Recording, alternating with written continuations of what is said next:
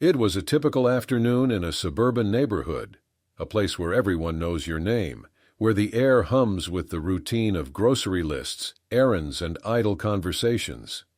Inside the local store, aisles filled with neatly stacked products reflected the comfortable order of the community. Parents debated cereal brands, clerks restocked shelves, strangers exchanged polite nods. But then, amidst the ordinary, came words that shattered the tranquility like glass hitting the floor. A woman's voice rose above the soft murmur of shoppers. "Go back to Africa." The room froze, heads turned, a collective breath was held. All eyes fell on the target of her outburst, a black man, standing still, a basket in his hand. For a moment, silence blanketed the room, thick and unyielding. What happened next would leave an indelible mark, not just on the crowd gathered in that store, but on anyone who would later hear the story. His response, measured yet profound, wasn't just an answer to her hateful remark. It was a lesson, a revelation, and for many, a call to introspection. If you found yourself in that room, surrounded by the tension of unspoken judgment and the weight of centuries of history, what would you do? What could you say? This man's answer didn't just address one woman. It spoke to everyone in that moment and far beyond. As we reflect on this real-life story, subscribe, and don't forget to turn on the notification bell for more daily stories that need to be heard. Hit that subscribe button and let us know where you're watching from in the comments. We'd love to hear from you. Calvin Adegoke was no stranger to the power of words. As a professor at a respected university, he spent his days lecturing in packed classrooms, guiding young minds to question the world around them, and inspiring his students to find their own voices. But outside the classroom, Calvin was more than just an educator. He was a father, a mentor, and a deeply respected figure in his community, a man who believed in the quiet strength of understanding and the unshakable resolve of truth. That day, Calvin wasn't in a lecture hall or a community meeting. He was in a store, running errands like anyone else. His basket held little more than a notebook, some pens, and supplies for his youngest daughter's art project. He'd come here to finish a simple task before the school week began. But as Calvin moved between the aisles, someone else noticed him. Karen Winters, a long-time resident of the neighborhood, and a woman fiercely protective of what she considered her town. To Karen, the presence of someone like Calvin seemed out of place, unwelcome even. She'd built her life on the belief that everything here had its proper order, its proper people, and that order didn't include him. Her eyes narrowed as she watched him. What was he doing here? Her mind churned with assumptions and prejudices, each one more baseless than the last. And in her world, where she believed her words carried weight, silence wasn't an option. For Calvin, the stakes couldn't have been clearer. He had encountered people like Karen before. He had seen their glares, heard their whispered remarks, and felt the suffocating weight of their judgments. Yet, in those moments, he often chose to rise above it, to let the ignorance of others dissolve into the background. But today was different. This wasn't just about Karen's words. It was about the crowd gathering around them, the families who had stopped to listen, the children clutching their parents' hands, and the employees standing frozen behind their registers. At that moment, the store became a stage, and every word spoken would echo far beyond those walls. Karen Winters' voice cut through the mundane rhythm of the store, loud enough to break conversations and turn heads. Her words, sharp and deliberate, left no room for misunderstanding. "What are you doing here? Shouldn't you be in Africa or something?" For a moment the air seemed heavier, as if the weight of her statement pressed down on everyone in the room. Conversation stopped. A cashier froze mid-scan, her eyes darting nervously toward the source of the commotion. Parents pulled their children closer, unsure of what might happen next. Calvin, standing a few feet away, held his ground. He didn't move, didn't react, not immediately. His basket, still in his hand, swayed slightly as he adjusted his grip. There was no anger in his face, no visible frustration. Instead, his expression was calm, composed, even curious.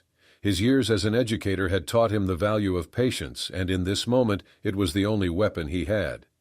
"Excuse me, ma'am," he finally said, his voice steady and polite. "Is there a problem?" Karen, emboldened by the attention she was now receiving, stepped closer. Her face was flushed, her gestures exaggerated.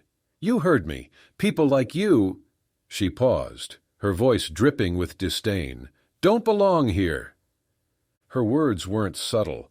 They weren't whispered in passing or veiled in politeness. They were loud, direct, and meant to humiliate.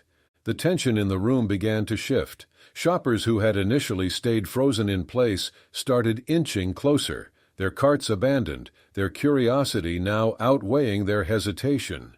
A young mother whispered something to her child, her eyes fixed on Calvin. Two teenagers pulled out their phones, angling them subtly to record. But Calvin didn't flinch. He didn't step back or lower his gaze. Instead, he straightened his shoulders and turned fully to face Karen. "If there's something you'd like to say, ma'am," he said calmly, "then say it." Karen's expression flickered for a moment. Perhaps she hadn't expected him to meet her words head-on, to challenge her so calmly. But that flicker of uncertainty was brief, replaced quickly by her growing anger. "Oh, I'll say it," she retorted, her voice rising further. "You people come into our neighborhoods, our stores, and think you can just take over. I've lived here my whole life. I know what belongs here, and you don't." Gasps rippled through the crowd. A man standing near the bread aisle shook his head, muttering under his breath. Another shopper, an older woman, clutched her purse tightly, her expression unreadable. Karen's words echoed in the room, bouncing off the walls like a ricochet. It wasn't just an insult. It was a declaration, a public proclamation of prejudice that left no space for ambiguity. Calvin took a breath. To some, his composure might have seemed passive, but those who watched closely could see the careful calculation in his eyes. He wasn't ignoring her words. He was choosing his response, shaping it with intention. "Ma'am," he said slowly, his voice still calm but carrying more weight now, "do you often speak to strangers this way, or is today a special occasion?" The crowd stirred, a few chuckles breaking through the tension. Karen's face darkened, her authority slipping in the face of Calvin's steady demeanor. But she wasn't done, not yet. "Don't get smart with me," she snapped, pointing a finger at him. "This isn't your place. You don't belong here, and I won't apologize for saying it." The room felt like it was holding its breath. Every pair of eyes was fixed on the two figures at the center of the confrontation. Shoppers whispered to one another, their voices low but urgent. Employees exchanged nervous glances, unsure whether to step in or let it play out. Calvin, meanwhile, stood perfectly still. He didn't respond immediately, and that silence, deliberate, only made the tension in the room more tangible. It was the kind of silence that demanded attention, that forced everyone watching to sit with the weight of what had just been said. Calvin looked at Karen for a moment, his expression unreadable. The room was still tense, the air thick with the weight of her words. He knew this moment wasn't just about him. It was about the message he would leave for everyone watching. Slowly he put his basket down, stood tall, and spoke directly to her. "Ma'am," he began, his voice steady but firm. "You don't know me, but I'd like to introduce myself. My name is Calvin Adagoki. I'm a father, a husband, and a professor. I've spent my life teaching students about history, the real history, not just the parts that are convenient to remember." Karen scoffed, crossing her arms, but Calvin continued. His tone was calm, but his words carried the weight of centuries. "Since you brought it up," he said, "let me tell you a little about where I'm from. My ancestors were brought to this country in chains. They worked in fields they didn't own, for people who didn't see them as human. They were stripped of their names, their languages, and their identities. But they endured, and they didn't just survive. They built this country. Every brick, every rail, every road, every law they fought to make fairer.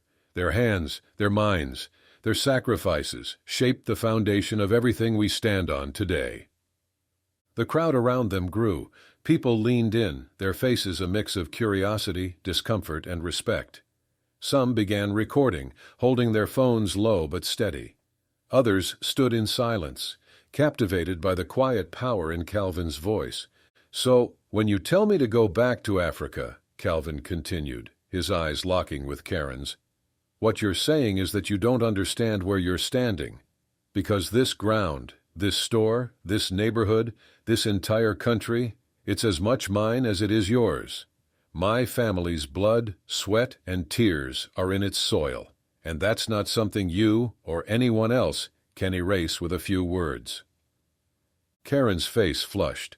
Her initial confidence was slipping, her sharp retorts now replaced by stammering frustration. "Well, that's not what I meant," she muttered, her voice quieter now but still defensive. Calvin didn't let up. "Then what did you mean?" he asked, his voice calm but unyielding. "Because what you said wasn't just hurtful, it was ignorant. And whether you realize it or not, those words carry the weight of generations of pain. Words like that aren't just insults, they're weapons. But the thing is, I've seen those weapons before. My parents saw them. My grandparents saw them. And we've learned how to take that pain and turn it into strength." The room was silent now, except for the occasional beep of a forgotten scanner in the background.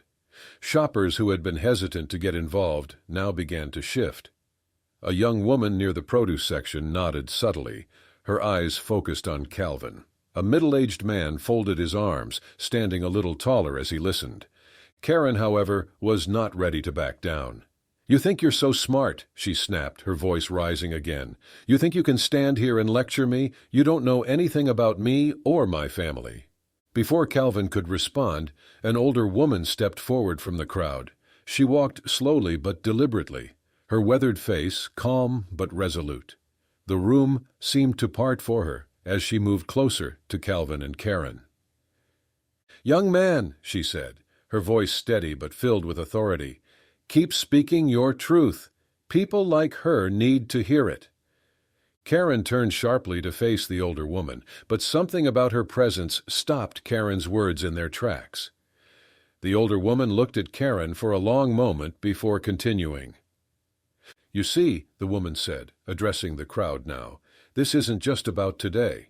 It's about years of silence, years of people like us being told to stay quiet, to not make waves. But today this young man is speaking up, and it's time we all started doing the same." The room seemed to exhale collectively. People began murmuring in agreement, their earlier hesitance giving way to visible support.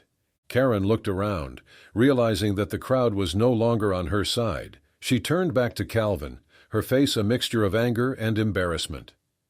"I'm done with this," she muttered, reaching for her bag. She made a move to leave, but a store employee stepped forward, gently blocking her path. "Ma'am," the employee said, his voice polite but firm, "we need to talk before you go." Karen's shoulders stiffened, and for the first time her bravado faltered entirely. The crowd watched as she reluctantly followed the employee toward the customer service desk. Calvin stood quietly, watching her go. The older woman turned to him, placing a hand on his arm. "You handled that well," she said softly. "Better than most would have." Calvin nodded, his expression thoughtful but calm.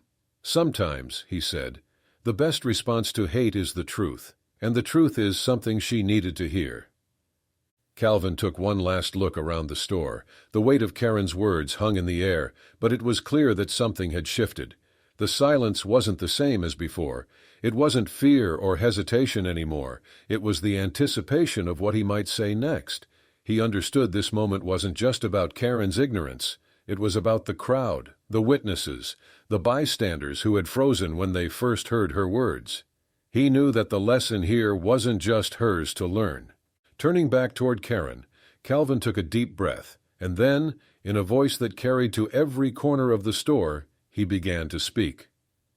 "Let me be clear," he said, his tone even, his gaze steady.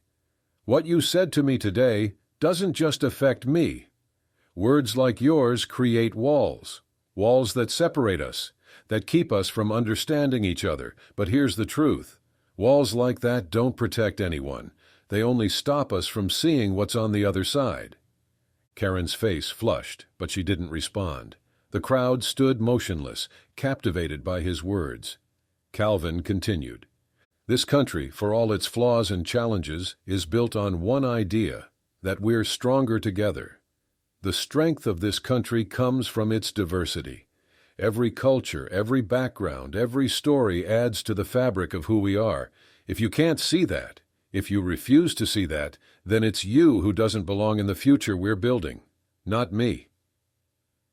The room seemed to hold its breath. Then, from somewhere near the back, a single clap broke the silence. It was followed by another, then another, until the entire store erupted in applause. People who moments ago had been silent spectators were now standing taller, some nodding in agreement, others simply clapping, moved by the power of his words. Karen's eyes darted around the room. The confidence she had wielded so easily earlier was gone.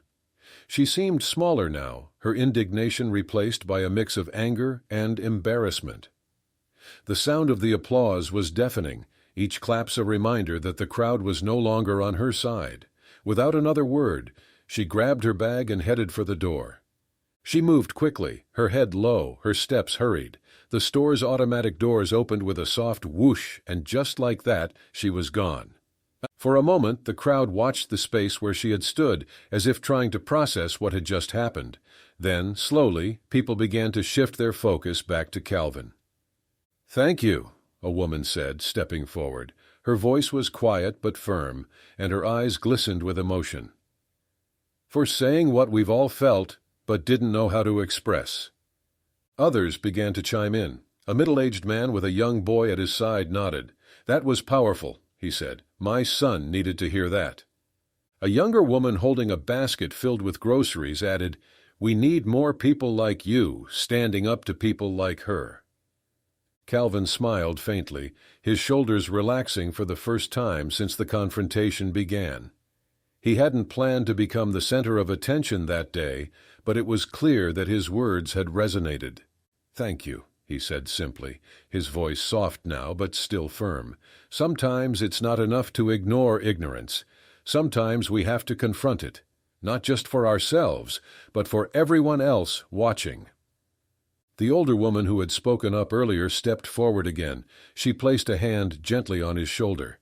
"Young man," she said, her voice filled with quiet pride, "what you said here today will stay with people long after they leave this store, and that matters." Around them, conversations continued to bubble up. Shoppers who moments ago had been strangers began talking to each other, sharing their own experiences, their own frustrations, and their hopes for something better. It was as though the confrontation had broken some invisible barrier, permitting people to speak openly in a way they hadn't before. One of the store employees, a young man in his early 20s, approached Calvin hesitantly. "I just wanted to say, that was incredible," he said, his voice tinged with nervous admiration. "I've dealt with customers like her before, but I've never known how to respond." Calvin nodded, his expression thoughtful. "It's not always easy," he replied, "but silence only helps the wrong side of history. Sometimes speaking up is the only way to make change." The crowd lingered, reluctant to return to their routines. It was as if the energy of what had just happened kept them tethered to the moment, unwilling to let it pass too quickly. The store began to return to its usual rhythm, but the atmosphere had changed. What had started as an ordinary shopping trip had transformed into a moment of profound introspection for everyone present. Calvin stood near the checkout lanes, surrounded by people who now saw him not as just another shopper, but as a voice of reason, courage, and truth. For Calvin, the experience wasn't new. He'd faced moments like this before, moments where ignorance and prejudice tried to silence what couldn't be silenced. But this time, he knew the impact had extended far beyond just himself. As the crowd dispersed, a store manager approached Calvin. Her face was lined with both apology and admiration. "I'm sorry that happened here," she said, her voice tinged with sincerity. "We don't condone behavior like that. If there's anything we can do, please let us know." Calvin smiled faintly, nodding. "Thank you," he replied, his tone measured. "What matters most is that moments like this aren't swept under the rug. People need to see what hate looks like so they can choose not to be part of it." Shoppers continued to approach him, their words quiet but heartfelt. A young couple paused as they left, the woman holding a small child in her arms. "Thank you for what you said," she told Calvin, her voice trembling slightly. "It gave me hope." As Calvin finally prepared to leave, he paused near the entrance. The weight of what had transpired lingered in his mind, not as a burden, but as a reminder. He turned back to look at the store one last time, his thoughts clear. It wasn't about her words, Calvin would later reflect to a close friend. People like her have always existed, and they'll likely always exist. It was about the people watching, the parents holding their kids' hands, the employees too scared to speak up, the ones who recorded it but weren't sure what to say. That's who this was for, to show them that hate doesn't win if you don't let it. The video recordings that day would circulate online, reaching thousands within hours. The footage captured Calvin's calm yet firm response, his eloquent dismantling of Karen's prejudices, and how the crowd slowly shifted toward his side. Comments poured in, many praising his composure and courage. Others reflected on their silent complicity in moments like this, vowing to do better. Moments like this remind us of the importance of speaking up. Calvin didn't just defend himself. He created a ripple effect, challenging those around him to confront their own biases and question their silence. Hate thrives in silence, but so does courage. In a world where words can divide us, the voices unite us and leave the strongest mark. Calvin's story is a reminder that change doesn't start with sweeping gestures or grand speeches. It starts in moments like this, with one person refusing to stay silent. You've seen how one man stood firm in the face of ignorance, using courage and truth to turn a moment of hate into a lesson for everyone. But now, it's your turn. What do you think about how Calvin handled the situation? Would you have done the same or approached it differently? Share your thoughts in the comments below. We'd love to hear from you. If stories like this inspire you to stand up for what's right, don't let this be the last one you hear. Hit that subscribe button, and comment where you're watching from. We'd love to hear from you, and join us in shining a light on injustice, one story at a time. Together, we can create conversations that matter and build a community that stands for change.